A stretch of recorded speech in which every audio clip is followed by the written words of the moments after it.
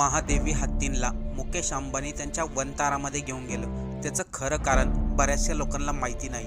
पैशाच्या पुढे गोरगरिबांचं काही चाललं नाही आणि महादेवीला वनतारामध्ये नेण्यात आलं। त्याचं खरं कारण म्हणजे गुजरातमधील मुकेश अंबानी यांच्या वनतारामध्ये एक प्रशिक्षित हत्ती हवा होता। संपूर्ण भारतामध्ये शोध घेतल्यानंतर त्या वनतारासाठी त्यांना 2 हत्तीं पसंत पडल्या। त्यामध्ये एक हत्तीन केरळ राज्याची होती, पण केरळने ती हत्तीन मुकेश अंबानी यांच्या वनतारामध्ये पाठवण्यास सक्त नकार दिला। मग त्यानंतर हे व्यापारी कोल्हापूरमधील नांदणी या गावामध्ये आले। तिथे त्यांनी मठातील लोकांना पैशाचा आमिष दाखवून महादेवीला वनतारामध्ये पाठवण्याची विनंती देखील केली, परंतु गावकऱ्यांनी आणि मठातील लोकांनी त्यांना नकार दिला। मग मुकेश अंबानी यांनी त्यांची चाल चालली। पेटा नावाच्या कंपनीच्या माध्यमातून कोर्टामध्ये याचिका दाखल केली। नांदणी गावामध्ये जी हत्तीन आहे तिची प्रकृती व्यवस्थित नाही, तिला साखळ दंडाने बांधून ठेवलं जातं, तिला अनेक जखमा देखील झाल्यात, त्यामुळे ती हत्तीन वनतारा येथे पाठवण्यात यावी। मठातील लोकांनी देखील डॉक्टरांची तपासणी करूनच रिपोर्ट सादर केला।